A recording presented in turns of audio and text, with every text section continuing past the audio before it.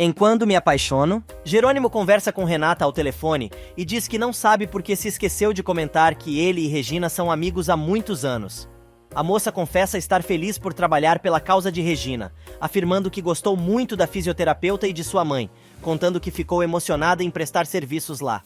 Agora Renata quer saber como foi a noite de negócios do namorado, mas ele decide contar que se encontrou com Josefina e ela pediu que ele guardasse segredo sobre o encontro. Jerônimo resolve dizer que a namorada pode estar equivocada em relação à sua progenitora, pois acredita que a mulher realmente se importe com ela, já que chegou a perguntar quais eram as intenções dele com a filha. Sem saber de quem está falando, Jerônimo chega a dizer a Renata que tem certeza que a mãe dela a ama, apesar de ser de uma maneira estranha, e leva a moça às lágrimas. Mas Memeia, que não é de perder tempo, já está marcando novo encontro com Soto, que diz ter informações importantes para contar. Roberta aparece no quarto da mãe e quer saber como foi o encontro dela com Jerônimo. Josefina conta que, aparentemente, o rapaz não sabe da relação dela com Rafael, mas tem alguma coisa nele que não a agrada. A moça responde, dizendo que é porque Jerônimo é igualzinho ao irmão, um vigarista ardiloso, só que com mais experiência. Do nada, Roberta diz que não estranharia se, assim como Jerônimo primeiro ficou com ela e depois com Renata, o Rafael tenha feito a mesma coisa, só que ao contrário. A moça continua com sua hipótese, e agora acha que a irmã namorava seu ex-noivo, escondido, ao mesmo tempo que ela, pois Rafael marcou um encontro com Renata, no mesmo dia em que ele combinou de fugir com ela e também deixou a moça esperando. Roberta vai mais longe, e diz que os dois irmãozinhos, na verdade, estão brincando com ela e sua irmã, e chegam ao cúmulo de usar as mesmas palavras e as mesmas frases. No meio do papinho mais ou menos das duas, Roberta conta que Rafael nunca a chamou por seu nome, e sempre se referia a ela como bonita. A moça ainda revela que durante seu namoro com o rapaz, também sempre assinava suas mensagens com esse apelido. E a cabeça suja de Josefina começa a funcionar. Neste meio tempo, Carlos, que já está acomodado em sua cama e recebe os cuidados de Matilde, liga para Jerônimo e conta sobre a surra que levou, afirmando que por trás daquilo está Augusto e que inclusive viajou para a capital naquela noite. No outro dia pela manhã, Jerônimo vai ao encontro de Augusto, no hotel em que ele está hospedado, e diz na lata do indivíduo que está ali para tratar da surra que ele mandou dar em Carlos. O engenheiro se faz de desentendido, e o investidor resolve desfazer o trato que tinha sobre a venda da fazenda. Enquanto isso, Carina conversa com o marido e diz que desconfia que Augusto foi o mandante da surra que deram em Carlos, pois ele foi a única pessoa com quem o agrônomo discutiu na cidade. O médico nega, dizendo que é uma suspeita absurda, até que a mulher se dá conta que Álvaro tem medo do fazendeiro e quer saber por quê. Mais uma vez o doutor nega, mas a bordadeira não acredita e pede ao esposo que se afaste do sujeito, mas ele é estúpido e manda Carina não se meter na sua vida. Enquanto isso, na capital, Augusto está furioso com Jerônimo e tenta se defender, dizendo que ele merece ficar com as terras de Rafael. Mas, diante da firmeza de Jerônimo, que não volta atrás em sua decisão, resolve partir para o pessoal e chama o rapaz de covarde. Jerônimo engole em seco, mas diz que o sujeito jamais será dono das terras que eram de seu irmão, garantindo que vai manter a venda da colheita dos próximos 3 anos, como Rafael tinha combinado e só. Na fazenda, Matilde quase mata Carlos de dor, fazendo curativo no rapaz. O telefone toca e é Jerônimo, contando ao agrônomo que não vai mais vender a fazenda. Assim que desliga, o rapaz conta a novidade à funcionária que pula em cima dele e quase mata o moço de dor. Do nada, Carlos tem uma ideia e conta à moça que poderia falar com seu chefe para que ele compre as uvas da fazenda e, se ele topar, poderia administrar o negócio. Matilde fica ainda mais animada e decide mudar o apelido do rapaz, dizendo que se isso acontecer, ele vai se chamar Carlos, o Salvador. Porém, o moço mostra seu desapontamento, pois esperava algo como Carlos, o bonitão. Na capital, Gonçalo avisa a Josefina que não vai tomar café, pois tem uma reunião de negócios, mas lembra que os dois têm uma conversa pendente que precisam terminar. A mulher, muito a contragosto, aceita o convite para almoçar com o marido e falar a respeito da separação do casal.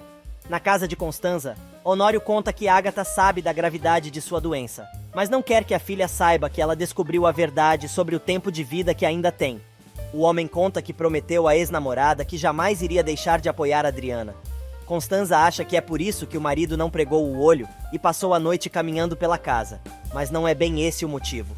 Honório resolve ir para o trabalho antes que a coisa fique pior.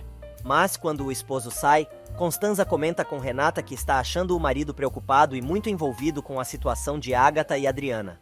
Em casa, Agatha diz à filha que sabe que foi ela quem armou a visita surpresa de Honório, mas gostou muito do encontro. A moça resolve contar que sua noite com Matias foi maravilhosa, mas a mãe avisa que o rapaz ainda está apaixonado por Renata.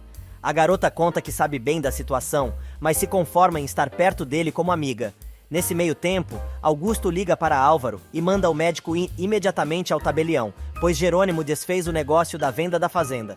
Falando baixinho ao telefone, o médico pergunta se seu sócio foi o responsável pela surra que deram em Carlos. Sem meias palavras, o engenheiro lembra ao amigo que quem o prejudica sempre paga. Álvaro joga na cara do sujeito que, no final das contas, o prejudicado é ele, que ficará sem sócio, mas Augusto avisa que não se rende e será dono da Bonita em breve, como tinha planejado. Furioso, o engenheiro manda o doutor ir imediatamente ao tabelião e dizer que é para alterar a porcentagem da multa que está no contrato, e a torne inviável até para Jerônimo. O sujeito ainda manda o sócio dizer ao tabelião para exigir tudo o que estiver previsto em lei no caso de ruptura contratual, pois assim o seu arqui-inimigo não terá outra opção a não ser voltar atrás e vender as terras de seu irmão, ou terá que pagar uma fortuna se desfizer o trato. Álvaro diz que não quer se envolver na história, pois caso o negócio for desfeito, Linhares será seu sócio, mas o engenheiro lembra que o médico tá devendo uma pro santo, pois operou Rafael bêbado e deixou o garoto morrer, e avisa que se não fizer o que ele está mandando, Jerônimo vai saber de tudo. Na capital, Soto diz a Josefina que Gonçalo continua se encontrando com Regina. Só para variar, a mulher se faz de vítima, e o advogado, querendo mostrar serviço, mistura as estações e conta. Seu marido saiu para almoçar com Regina. No mesmo almoço estavam também Inês, que é sócia dela, e sua cunhada Constanza. Foi no dia em que Regina recebeu a doação da empresa Monterrubio. E tem mais. Tirando um envelope com fotografias de dentro da pasta, o homem conta que Gonçalo e Regina também saíram para jantar, mostrando as provas, tiradas no dia em que, na verdade, a mulher foi jantar com Antônio e encontrou o advogado por acaso. Na fundação, Carla Acharope diz à filha que se sente obrigada a reconhecer que Renata se parece com os desenhos que fizeram de sua neta desaparecida se estivesse naquela idade. Sem ter mais o que fazer, Augusto agora dirige sua arrogância para o escritório de Gonçalo. Ele diz ao empresário que entende que Renata saiu da empresa por motivos pessoais, mas lembra que assinou o contrato de serviços de exportação com aquela companhia por causa da moça, que lhe atendeu muito bem. Gonçalo se oferece para cuidar pessoalmente da conta do engenheiro, mas ele resolve revelar que ficou muito amigo da filha do empresário e gostaria de manter contato com ela. Gonçalo deixa claro que isso não depende dele, e é uma decisão pessoal que somente Renata pode tomar. Augusto insiste em pedir o celular da moça, e Gonçalo diz que é melhor ele deixar seu número, pois assim dá a ela o número do engenheiro e a moça decide se entra em contato ou não. Jerônimo chega de surpresa na fundação, carregando 3 buquês de flores e convida as mulheres para almoçar.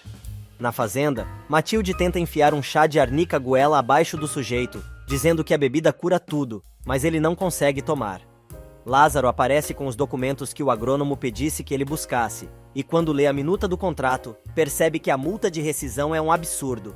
Carlos explica que, apesar de absurdo, Augusto tem o direito de colocar o valor que quiser na multa.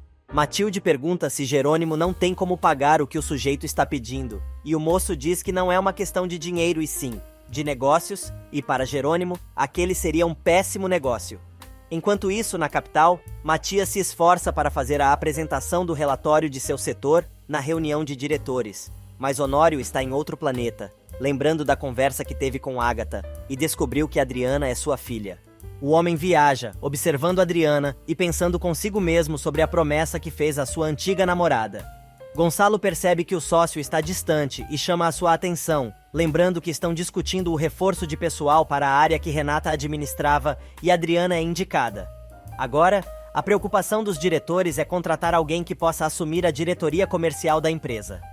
Em casa, Josefina olha mais uma vez as fotos que ganhou de Soto. Ela decide guardar tudo na bolsa. Na empresa, a reunião termina, e Gonçalo diz a Honório que tem um almoço com Josefina. O cunhado pergunta se o empresário vai, finalmente, terminar seu casamento, e ele explica que não tem mais por que ficar adiando uma coisa que já está mais que óbvia. César vai ver Constanza, com a desculpa de que estava prestando atenção na aula de culinária da mulher. A socialite reclama, dizendo que faz tempo que o moço não aparece, e ele, todo sem jeito, conta que está pronto para assistir a aula de geleias. E a boba acha que é só uma coincidência. Na empresa, Matias pergunta ao tio como foi sua conversa com Agatha. O rapaz quer saber se Honório conseguiu descobrir por que a ex-namorada estava estranha com ele. Preocupado, o empresário confessa que descobriu muito mais do que imaginava, e Matias se dá conta que é algo muito sério. O rapaz, vendo a preocupação do tio, convida Honório para almoçar, dizendo que se ele quiser, desabafa e conta tudo, se não, pelo menos almoçarão juntos. Em outro restaurante, Gonçalo tenta pôr um ponto final no casamento. Mas Josefina choraminga, dizendo que o amor cura todo e ela o ama, mas... E sempre tem um mas. Mas sabe que o marido se apaixonou por outra mulher e por isso quer se separar. O empresário explica novamente que aquilo não tem nada a ver e quer o divórcio porque não a ama mais e coisa e tal.